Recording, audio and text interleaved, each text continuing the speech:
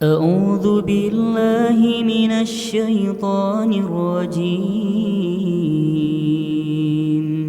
بسم الله الرحمن الرحيم.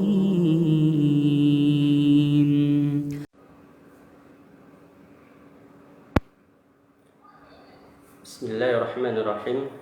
Assalamualaikum warahmatullahi wabarakatuh. Alhamdulillahi rabbil alamin.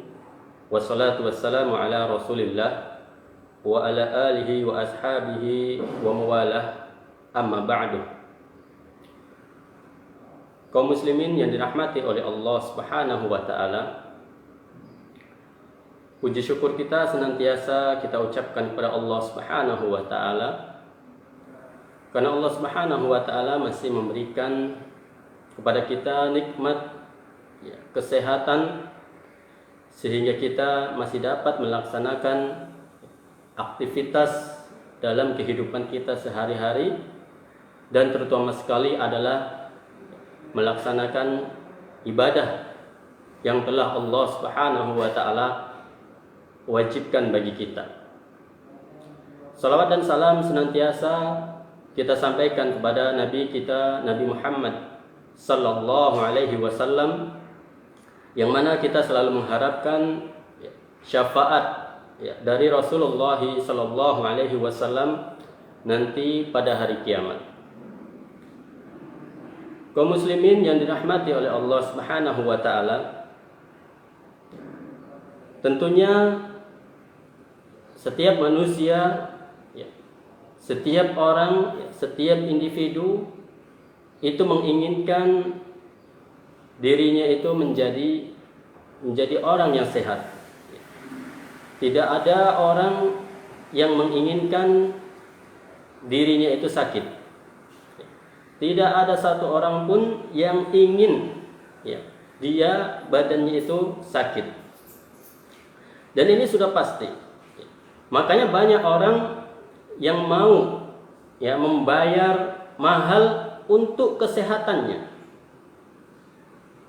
Bahkan sampai 2 juta dalam satu malam dia rela keluarkan, asalkan dia bisa sembuh, asalkan dia bisa sehat kembali.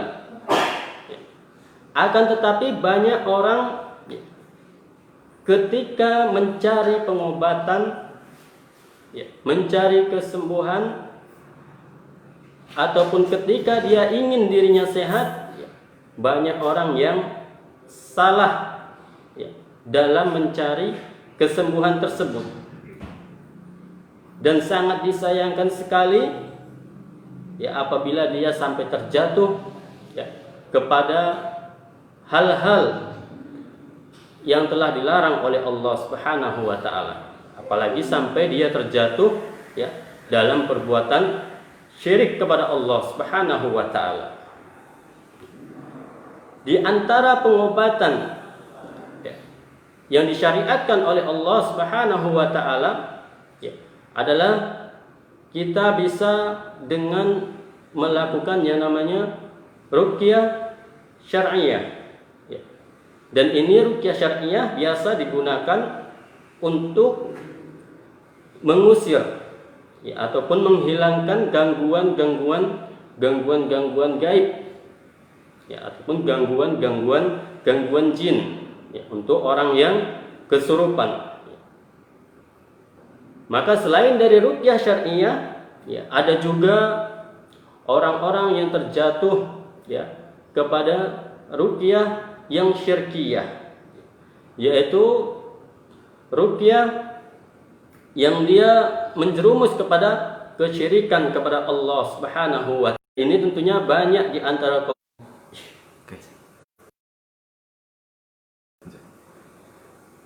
kaum muslimin yang mereka terjatuh dalam perbuatan ini, yaitu mendatangi yang namanya dukun.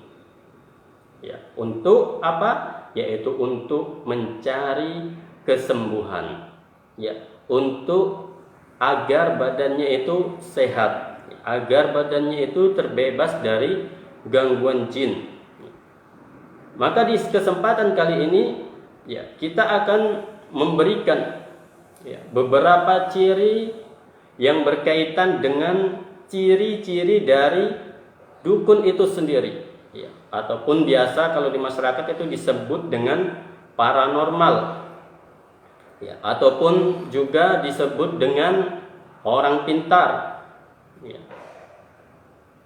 Makanya banyak orang yang terjerumus ya, banyak orang yang salah ya, karena memang sudah dianggap orang pintar ya.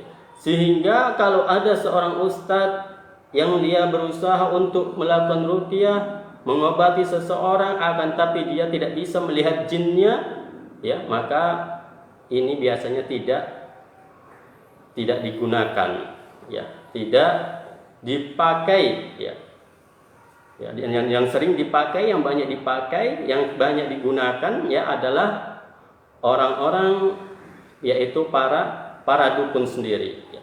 Sebetulnya apa ya, pengertian ya dari dukun itu sendiri ya. Asy-Syaikh ya, Ibnu Utsaimin rahimahullahu menyebutkan ya, berkaitan dengan pengertian dari dukun itu sendiri, yaitu ya, wal kahana id'a'u alimal ghaib ya, yaitu menyeru ataupun mengklaim ya, bahwasanya dirinya itu mengetahui perkara-perkara yang gaib.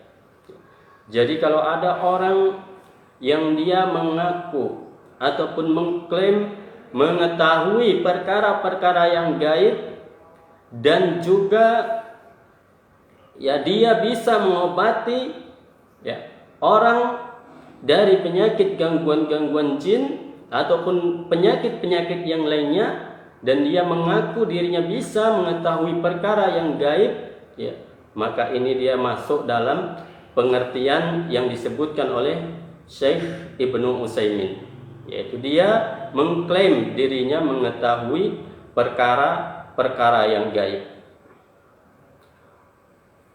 Tentunya di antara kita ya sudah banyak yang mengetahui ya berkaitan dengan hukum dari mendatangi dukun itu sendiri.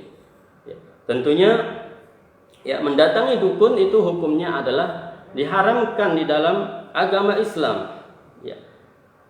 Karena dalam sebuah hadis ya, Rasulullah sallallahu alaihi wasallam pernah bersabda, man ata arrafan fasa'alahu an syai'in lam tuqbal lahu salatuhu arba'ina yauman.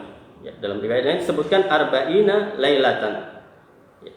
Barang siapa yang mendatangi tukang ramal ya, kemudian dia menanyakan ya, tentang sesuatu ya, tentang perkara-perkara yang gaib ya, mungkin tujuannya adalah awalnya dia tidak yakin ya, hanya iseng-iseng saja ya, hanya coba-coba saja ya, maka sholatnya tidak diterima selama 40 hari. Tentunya ini ya sangat mengerikan sekali ya. Kalau sampai kita sholat, capek sholat ya, akan tapi ya tidak diterima oleh Allah Subhanahu wa taala ya, ini tentunya sia-sia saja apa yang kita lakukan ya. Kalau begitu tidak usah sholat. Nah, kalau dia tidak melaksanakan sholat ya, maka terkena ancaman orang yang meninggalkan sholat. Nah, seperti dia kaum muslimin yang dirahmati oleh Allah Subhanahu wa taala ya. Maka dari itu ya kita harus ya berhati-hati ketika mencari pengobatan ya, jangan sampai kita mencari pengobatan yang mencoba ya berkaitan dengan kepada para dukun ya, karena ini adalah masuk ke dalam salah satu pengobatan yang diharamkan oleh Allah Subhanahu wa taala. Ya, bahkan ada yang sampai menjatuhkan vonis syirik kepada orang yang berobat kepada dukun. Ya. Jadi kalau dosa syirik ya tentunya ini Allah Subhanahu wa taala tidak akan mengampuni dosa orang yang melakukan perbuatan syirik kepada Allah Subhanahu wa taala. Sebagaimana Allah Subhanahu wa taala telah berfirman, ya innallaha la yaghfiru ay yushraka bihi wa yaghfiru ma duna dzalika liman yasha. Sesungguhnya Allah tidak mengampuni dosa orang yang melakukan perbuatan syirik kepada Allah Subhanahu wa taala, dan Allah akan mengampuni dosa-dosa yang lainnya. Jadi kalau sampai dia mati, dia meninggal akan tapi belum bertobat dari dosa syirik tersebut, ya, maka orang tersebut itu tidak akan diampuni oleh Allah Subhanahu wa taala. Ya, jadi ketika dia melaksanakan sholat, ibadah sholatnya tidak diterima oleh Allah Subhanahu wa taala karena melakukan perbuatan syirik. Ya. Ketika dia berpuasa, puasanya tidak diterima oleh Allah Subhanahu wa taala ya karena dia melakukan perbuatan syirik. Ya, makanya jangan sampai ya kita terjatuh ya ataupun kita mendatangi dukun ya paranormal ataupun yang biasa disebut dengan orang-orang pintar. Kaum muslimin yang dirahmati oleh Allah Subhanahu wa taala, ya tentunya agar kita tidak terjatuh, ya tidak terjerumus ataupun tidak berobat kepada paranormal, ya. Kalau kami biasa menyebut itu orang-orang para tidak normal. Ya, karena normalnya orang itu dia tidak bisa yang namanya melihat jin, ya melihat perkara-perkara yang gaib, ya. Akan tapi orang ini dia bisa melihat ya perkara-perkara yang gaib, ya. Makanya dia ini tidak normal, ya. Karena normalnya orang itu dia bisa melihat perkara yang gaib. Kemudian dikatakan dia ya orang-orang pintar, ya. Kalau kami katakan dia termasuk ya orang-orang yang tidak pintar. Ya. Karena apa? Karena nanti ketika kita berobat kepada dukun, ya, yang disuruh oleh dukun tersebut, ya, yang disuruh oleh orang-orang yang tidak pintar ini hal-hal yang aneh, ya. Seperti misalnya nanti disuruh mencari 7 ya air comberan, ya. Setelah itu air comberan tersebut terkadang disuruh meminumnya, ya. Ada yang melakukannya, ya tentu ada. Ya karena apa? Karena orang tidak ada orang yang mau sakit, dia mau sembuh, dia mau sehat, ya makanya apa yang disuruh, ya walaupun itu menyelisihi ya fitrahnya manusia, dia akan melakukannya. Ya naudzubillah min dzalik. Ya. Kemudian kita masuk ya tanda-tanda dari dukun itu sendiri, ya. Di sini ada beberapa tanda yang nantinya akan kita sebutkan ya seberapa yang kita ketahui. Ya. Tentunya nanti ya setiap dukun itu tata caranya itu berbeda-beda. Ya, dia tidak langsung ke satu poin, ya, tapi nanti dari beberapa tanda yang nanti kita sebutkan kita bisa mengindikasi, ya bisa mengetahui orang ini adalah termasuk kategori dukun. Ya, seperti bukan peruqyah yang menggunakan ruqyah yang syar'iyah, ya akan tapi dia menggunakan berarti ruqyah yang syirkiyah, ya ruqyah yang dilarang di dalam ajaran Islam, ya karena ruqyah itu hanya ada 2. Kalau dia tidak syar'i maka dia jatuh kepada yang syirkiyah.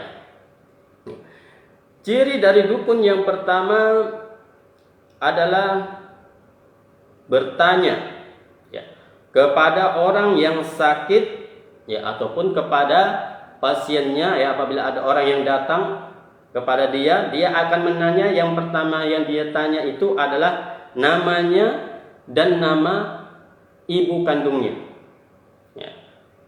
Namanya dan nama ibu kandungnya. Nah, dan ini ya sering ya terjadi, ya kalau ada orang yang dia bertanya kepada kita, nama kita, ya misalnya kita berobat kepada seseorang, dia bertanya namanya dan kemudian dia bertanya tentang ibunya, ya maka ini adalah termasuk dari salah satu dari ciri-ciri dukun. Ya, kecuali orang perbankan, ya, orang dari bank, ya. Kalau kita buka rekening, ya tentunya yang dia tanya itu adalah nama ibunya. Nah, saya pun tidak tahu ya apa sebabnya orang bank ini bertanya, yang ditanya itu nama ibu kandungnya. Ya, walaupun kita misalnya tidak membuka, kita sudah membuka rekening, kemudian kita telepon, ya data-data yang ditanyakannya juga adalah nama ibu kandungnya. Nah, tapi kalau dukun ini dia berbeda ya dengan orang perbankan, ya, ketika dia bertanya nama ibu kita. Ini adalah berkaitan dengan pengobatan yang akan dia lakukan. Karena dengan mengetahui ya nama ibu kandungnya, ya, maka dia bisa menebak, ya, karena jin ini dia suka ya menebak-nebak, ataupun jin ini terkadang dia mengetahui ya beberapa perkara tentang diri kita, ya, kemudian dia sampaikan kepada dukun tersebut, ya, dibisikkannya lah kepada dukun tersebut. Ya, ini kalau dia yang bertanya tentang nama ibunya, ini kalau kita tidak kasih tahu, ya, pengobatannya ini bisa gagal, ya, bisa dia tidak mengobatinya. Nah, seperti dia kaum muslimin yang dirahmati oleh Allah Subhanahu wa taala. Kemudian ciri yang kedua dari dukun, ya, adalah meminta, ya, hewan untuk disembelih, ya, dengan ciri-ciri tertentu. Ya, dengan ciri-ciri tertentu. Ya, jadi kita menyembelih hewan dengan ciri-ciri tertentu yang ditujukan kepada selain Allah Subhanahu wa taala. Ya, tentunya hal ini adalah dilarang, ya, dalam syariat Islam. Ya, orang-orang yang menyembelih kepada selain Allah Subhanahu wa taala, ya, ini hewan sembelihannya ini haram untuk dimakan, ya, haram untuk kita makan, ya, sembelihan-sembelihan yang ditujukan, ya, kepada selain Allah Subhanahu wa taala. Ya. Karena apa? Karena ketika kita melakukan penyembelihan, ya, itu harus ditujukan kepada Allah Subhanahu wa taala, ya. Sebagaimana dalam salat kita sering mengatakan inna salati wa nusuki wa mahyaya wa mamati lillahi rabbil alamin. Ya. Sesungguhnya salatku dan penyembelihanku dan hidupku dan matiku adalah untuk Allah, ya, Tuhan semesta alam. Ya. Jadi ibadah, ya, penyembelihan ini, karena penyembelihan ini adalah termasuk ibadah kepada Allah Subhanahu wa taala. Ya.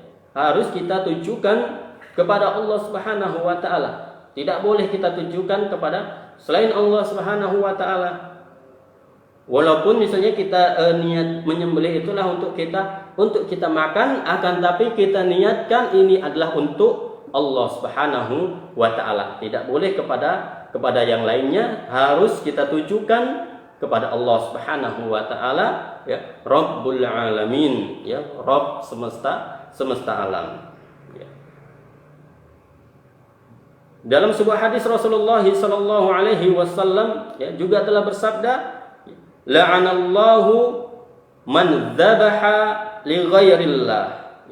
Laknat Allah, ya, kepada orang-orang yang menyembelih kepada selain Allah Subhanahu wa taala. Ya, laknat Allah melaknat, ya, orang yang dia menyembelih, ya, kepada selain Allah Subhanahu wa taala.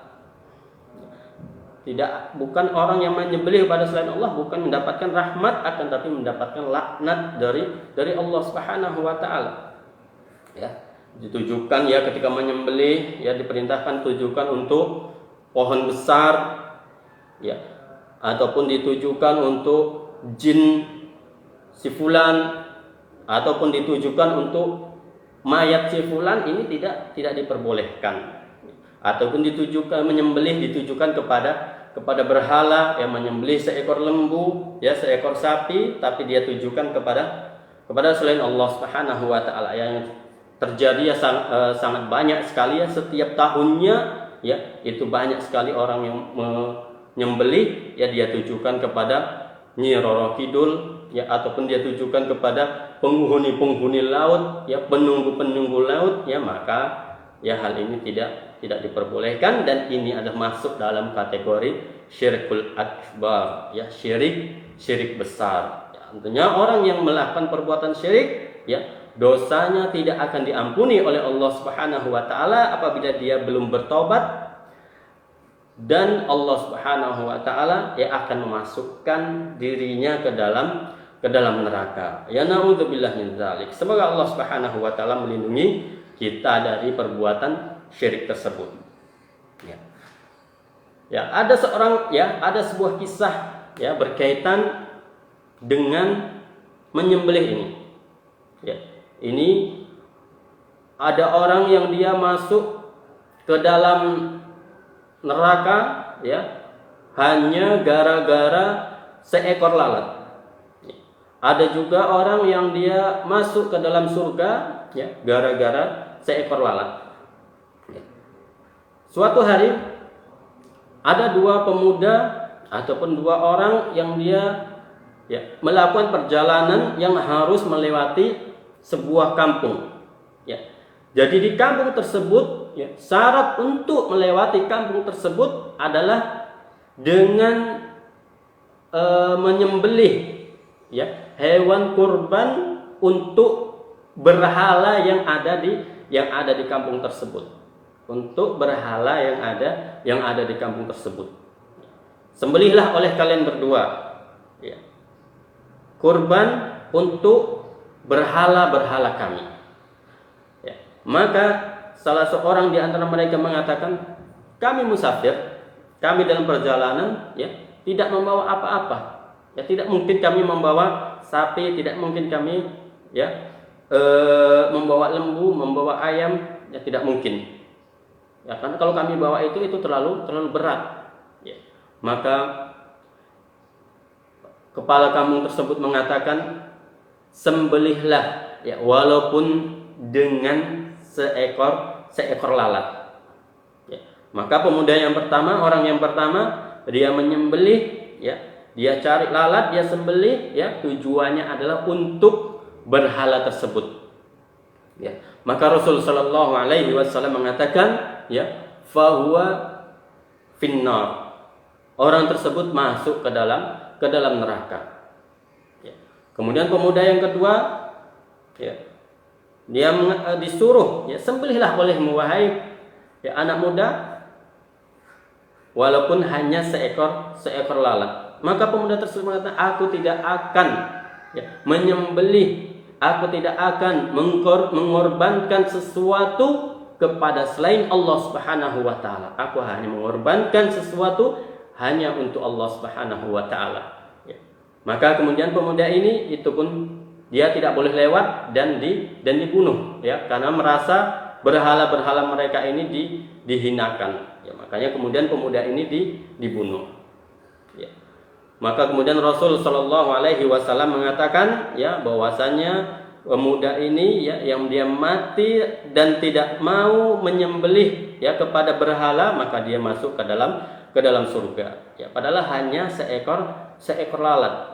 Ya, bagaimana lagi jika yang dia kurbankan itu seekor lembu, ya kepala lembu dia alirkan ke sungai, ya ataupun seekor lembu yang dia berikan kepada lautan, ya agar lautan tidak marah katanya harus diberi korban dan lain sebagainya, maka ini tidak diperbolehkan. Jadi kalau ada orang yang ketika kita berobat kepadanya dia meminta hewannya itu hewan yang aneh ya ataupun hewan yang biasa, tapi kita disuruhnya menyembelih, ya tujuan menyembelihnya itu adalah untuk jin ya ataupun untuk pohon besar ya, karena kadang jin yang mengganggu ini jin yang ada di pohon besar yang di belakang rumahnya, jadi harus diberi kurban, harus diberi tumbal dan lain sebagainya, maka ini adalah termasuk dari ciri ya, salah satu ciri dari dukun.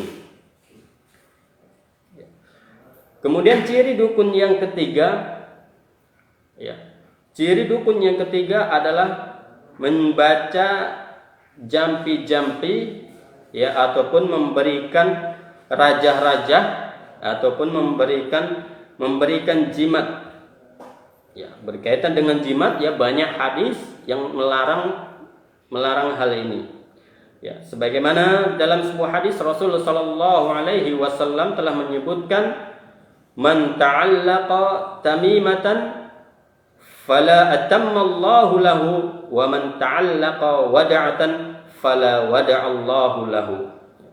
Barang siapa yang menggunakan jimat ya, barang siapa yang menggunakan jimat ya, ataupun tamimah ya, maka Allah tidak akan menyempurnakan baginya.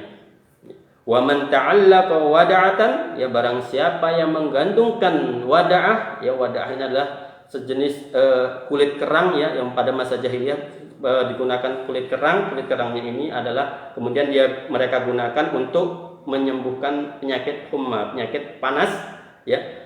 Fala wada'allahu lahu, maka tidak ada jaminan bagi dirinya.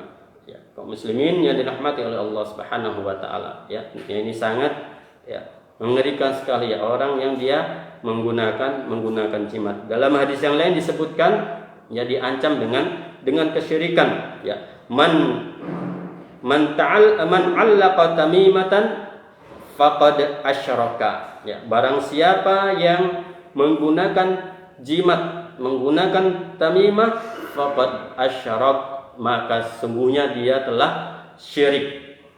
Sudah dia termasuk kepada perbuatan syirik kepada Allah Subhanahu wa taala. Dan ini banyak di antara kaum muslimin yang menggunakan jimat ini.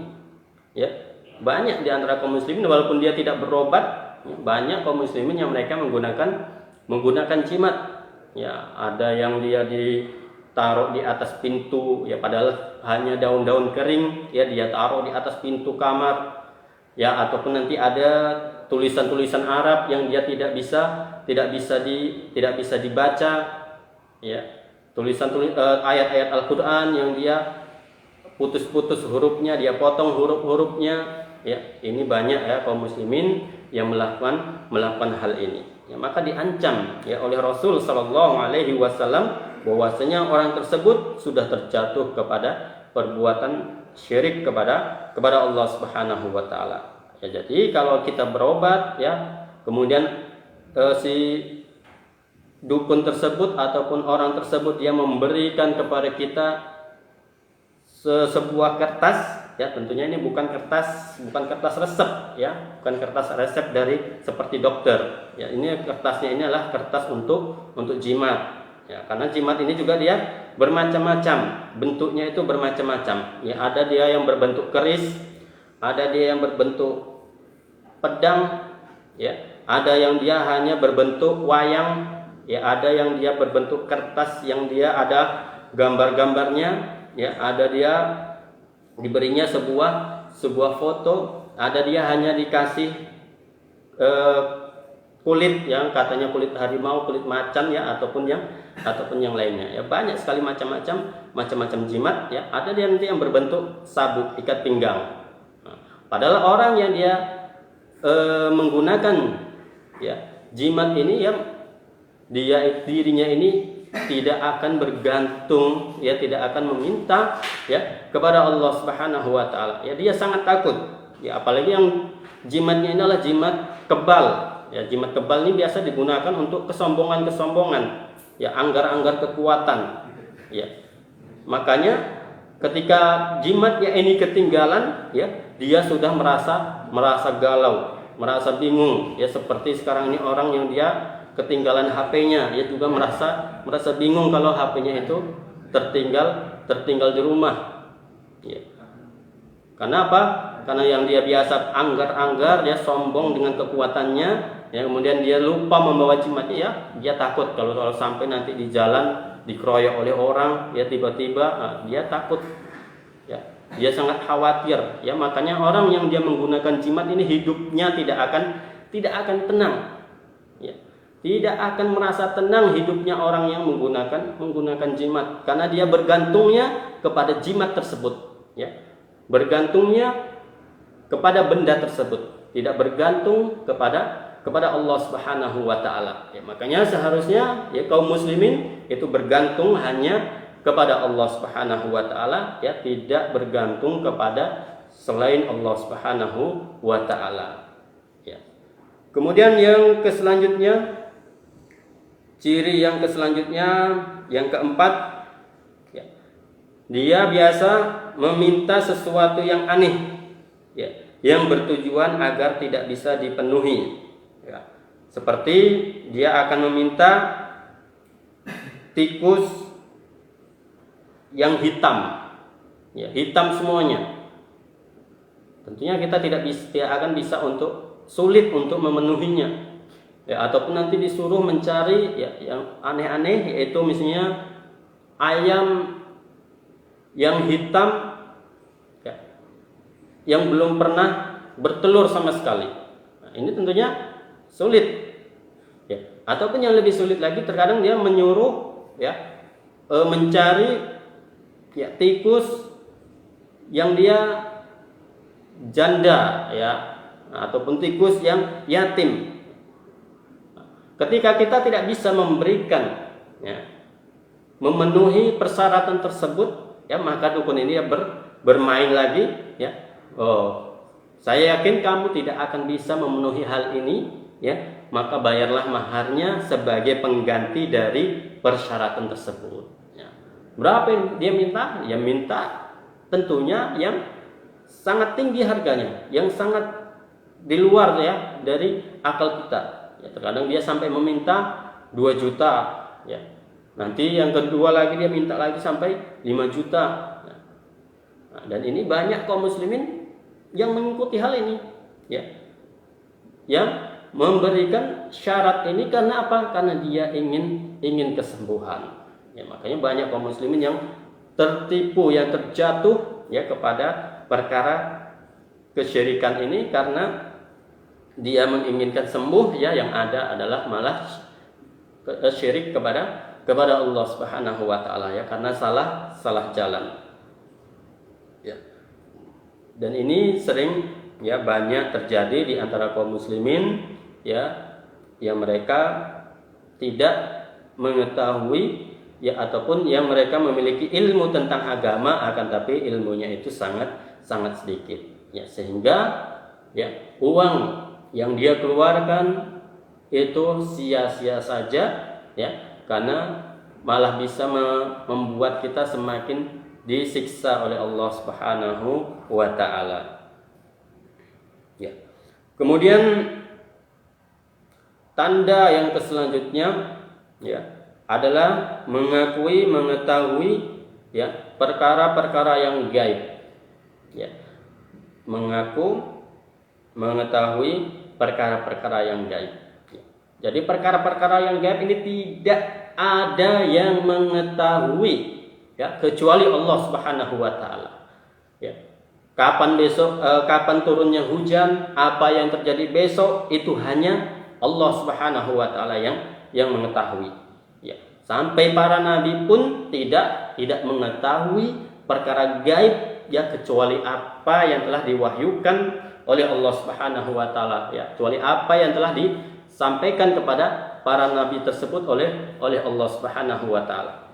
Karena nabi bisa mengetahui, ya, berkaitan dengan alam kubur, ya, ini adalah karena diberitahu, diwahyukan oleh Allah Subhanahu wa taala, ya. Sedangkan orang-orang, ya, yang sekarang ini yang mereka mengaku, ya, mengetahui nasib 20 tahun ke depan, 5 tahun ke depan, ya, ini adalah hanya klaim, ya, dusta belaka, dan orang yang mengaku mengetahui perkara yang gaib, ya, ini yang dihukumi adalah sebagai orang yang kafir, ya, orang yang tidak yakin kepada Allah Subhanahu wa taala. Ya. Sebagaimana, ya, Allah Subhanahu wa taala telah berfirman dalam Al-Qur'an, "Qul la ya'lamu man fis samawati wal ardi al-ghaiba illallah. Ya.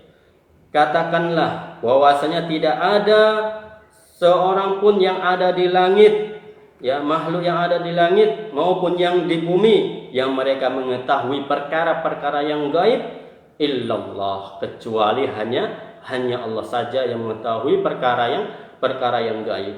Ya. Para nabi mengetahui perkara yang gaib itu karena diberitahu oleh Allah Subhanahu wa taala. Ya, tidak ada manusia yang mengetahui perkara yang gaib, ya, kecuali Allah Subhanahu wa taala. Ya, kaum muslimin yang dirahmati oleh Allah Subhanahu wa taala, ya, jadi kalau ada orang yang dia mengaku dirinya mengetahui perkara yang gaib, kemudian meramalkan, ya, akan terjadi sesuatu, ya, maka dia ini hanya dusta. Ya, sudah banyak bukti-bukti yang terjadi. Ya, kalau yang dulu, ya, sekitar 10 tahun yang lalu itu ada yang mengatakan bahwasanya kiamat akan terjadi di tahun 2012, ya. Bahkan sekarang sudah di tahun 2020, ya, kiamat juga belum terjadi, ya. Beberapa tahun yang lalu sempat juga ada yang mengatakan kiamat terjadi pada tahun 2020, ya. Sampai sekarang juga belum, ciri-ciri kiamat saja belum muncul, ya. Ciri-ciri kiamat besar itu belum muncul, ya.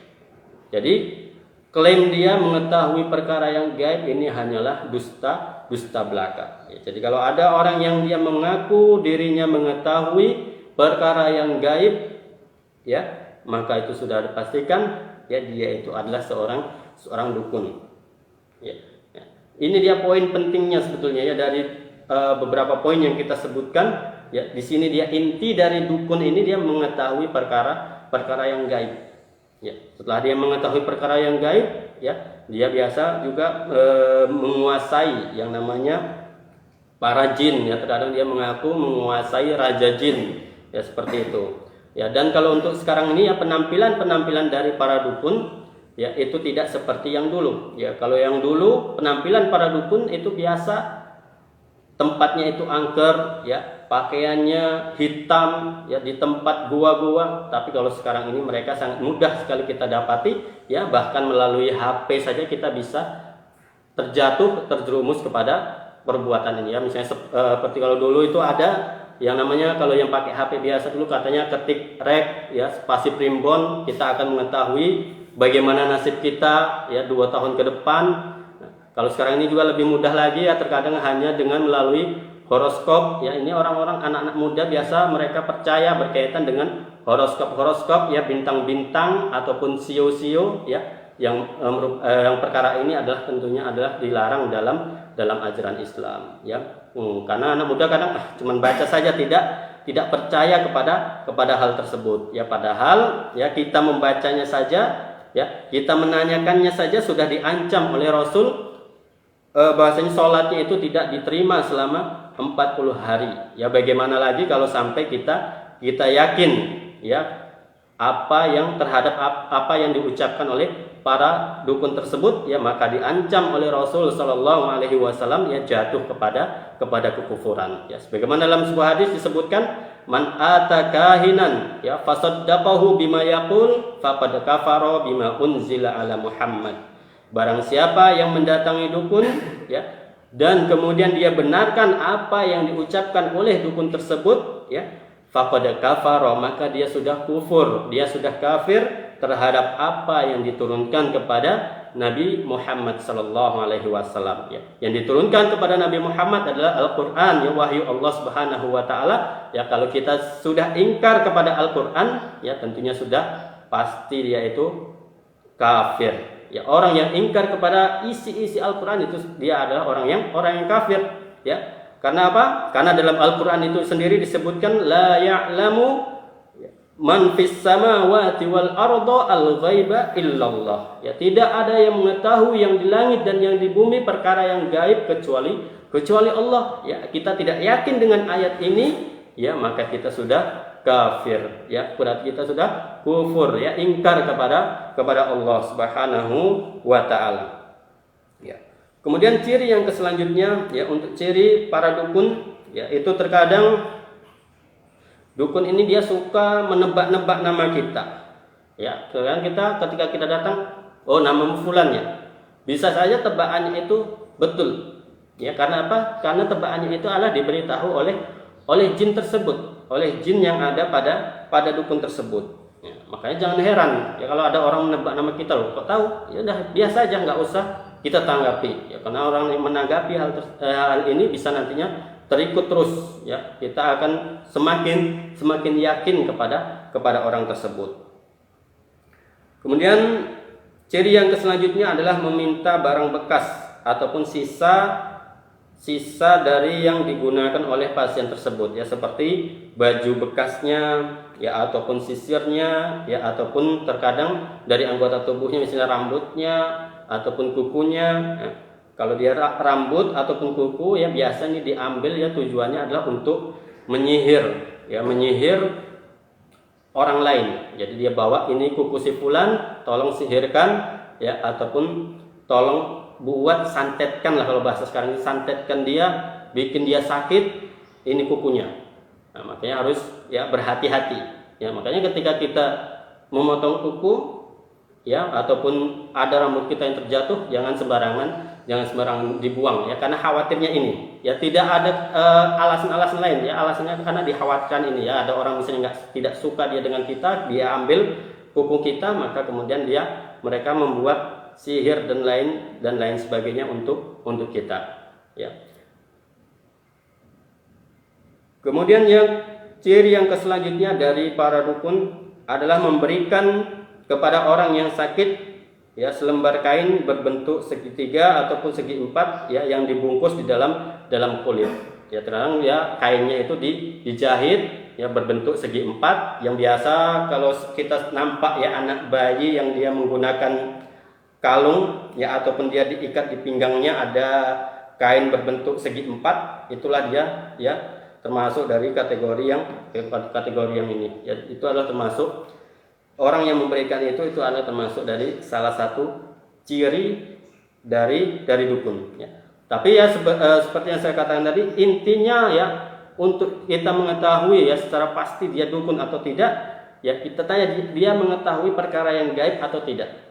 Ya, sedangkan kalau ciri-ciri yang lainnya yang kita sebutkan dari awal tadi, ya, itu hanya pendamping saja. Tapi intinya adalah di sini, ya, di orang yang dia bisa mengetahui perkara yang gaib, itu sudah pasti dukun. Ya, seperti itu. Kaum muslimin yang dirahmati oleh Allah Subhanahu wa taala, ya, semoga apa yang kita sampaikan di kesempatan pagi hari ini dapat bermanfaat untuk kita semua. Kita mohon kepada Allah Subhanahu wa taala, semoga Allah Subhanahu wa taala menghindarkan kita, ya, dari perbuatan syirik, ya, baik yang kita ketahui ataupun yang tidak kita ketahui. Ya, akhirnya subhanakallahumma bihamdika. Ya, ada pertanyaan, silahkan. Oke. Jazakumullah khairan, Ustaz. Pertanyaan. Ya. Apakah acara pengobatan Ustadz Danu di TV, mana sebut merek? Ya, mungkin lebih jelas kali Ustadz, ya, seperti apa itu. Apakah acara pengobatan Ustadz Danu di TV itu termasuk pengobatan dengan sihir atau tidak, Ustadz? Ya, wallahu alam bisawab, ya, berkaitan dengan Ustadz Danu, ya, sebut nama langsung ini, sebenarnya nggak etis juga sebut nama seperti itu, ya. Tapi untuk, ya, biar lebih berhati-hati lagi, ya, berkaitan dengan pengobatan yang dilakukan oleh Ustadz Danu sendiri, ya, yang saya ketahui, ya, itu terkadang dia seakan-akan, ya, mengetahui perkara yang gaib. Ya, kalau kita lihat beberapa video-video yang beredar, tentunya, ya, di situ dia terkadang mengetahui, ya, bahkan sampai para malaikat pun dia suruh, ya, untuk mengeluarkan jin yang ada dalam tubuh pasien tersebut. Ya, mungkin bisa nanti diperhatikan lagi, ya, ciri-ciri yang sudah saya sebutkan tadi. Kalau memang ada ciri tersebut pada Ustadz Danu tersebut, maka berarti dia termasuk dalam perkara dukun. Ya, untuk ciri, ya, ruqyah yang syar'iyah, ya, para ulama menyebutkan yang pertama, ya, kalau keluar dari yang tiga syarat ini, berarti dia masuk ke dalam yang syirkiyah. Yang pertama adalah diambil dari ayat-ayat Al-Qur'an, ya, diambil dari ayat-ayat Al-Qur'an. Kemudian yang kedua, doanya diambil dari hadis-hadis Rasulullah sallallahu alaihi wasallam, Kemudian yang ketiga, ya yang ketiga dia menggunakan bahasa yang bisa dipahami. Ya, jadi kalau ketika ada orang yang meruqyah, ya ada bahasa-bahasa yang dia tidak dipahami, ya maka ini masuk dalam kategori ruqyah yang syar'iyah. Ya, kemudian kalau saya menambahkan, ya bacaan ruqyah syar'iyah itu dia harus kuat. Jadi tidak boleh ada bisik-bisik. Ya terkadang ada ya orang yang dia meruqyah hanya di awalnya saja dia menggunakan ayat-ayat Al-Qur'an. Ya, misalnya dia membaca Alhamdulillahirabbil alamin, kemudian dia bisik-bisik bacaannya dipelankan. Tidak, kalau ruqyah yang syar'iyah bacaannya dari awal sampai akhir, ya itu bacaannya adalah dikuatkan. Ya. Tapi kalau yang Ustadz Danu ini, ya saya perhatikan dia ada beberapa bacaan yang dia sembunyikan. Ya makanya dia terjatuh dalam masuk dalam kategori dukun. Ya wallahu a'lam bishawab. Ahsanallahilaikum Ustaz. Pertanyaan berikutnya Ustaz, kita sudah mengetahui bahwasannya seperti gelang yang mungkin dibalut di dalamnya ada kain hitam gitu, itu sebagai bentuk jimat Ustaz ya. Bagaimana yang sekarang beredar Ustaz seperti gelang-gelang magnet yang katanya bisa menyembuhkan, apakah ini memang benar atau ini bagian dari penggunaan jimat yang modern mungkin Ustaz? Ya, berkaitan dengan pengobatan, biasanya dia itu bukan hanya gelang. Ada sekarang ini lobe juga dia diklaim ya bisa menyembuhkan penyakit migrain ya dan lain sebagainya. Jika memang sudah ya teruji secara kedokteran, ya maka tidak ada masalah untuk menggunakannya. Tapi kalau dia tidak teruji, ya misalnya kan sekarang ini dia berkaitan dengan magnet. Ya, dan kita kan tidak mengetahui, ya kadang di situ disebutkan ya magnetnya bisa membentuk ion-ion, yang ion ini dia bisa menyembuhkan penyakit, suatu penyakit ya misalnya penyakit migrain ya, penyakit kepala dan lain sebagainya. Kalau memang dia sudah teruji ya dari kedokteran, maka tidak ada masalah untuk menggunakannya. Tapi kalau memang tidak teruji, ya maka tidak usah kita gunakan, karena harganya juga bukan murah seperti itu, harganya mahal. Ya kalau memang tidak teruji, tidak bisa menyembuhkan, ya tidak usah kita gunakan seperti itu. Kalau memang tidak ada unsur-unsur kesirikan di dalamnya. Karena kan di situ kalau yang disebutkan di iklannya itu kan di situ ada magnet-magnet, yang magnet ini nanti ketika dia bertemu dengan kulit ataupun bertemu dengan yang lainnya, dia akan membentuk ion-ion. Ion inilah dia yang bisa menyembuhkan penyakit. Jika memang seperti itu sudah teruji, ya maka tidak masalah menggunakannya. Tapi kalau dia tidak teruji, ya tentunya kita jangan yakin kepada benda tersebut yang memberi kesembuhan. Tapi yang memberi kesembuhan adalah Allah Subhanahu wa taala. Ya tapi kalau memang di benda tersebut ya ada unsur kesyirikannya, maka tidak usah digunakan. Ya wallahu a'lam bishawab.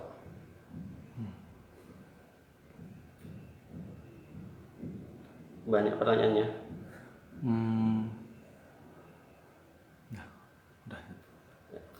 Ya semoga apa yang kita sampaikan dapat bermanfaat untuk kita semua. Kita tutup dengan doa kafaratul majlis. Subhanakallahumma bihamdika asyhadu an la ilaha illa anta astaghfiruka wa atubu ilaik. Wassalamualaikum warahmatullahi wabarakatuh.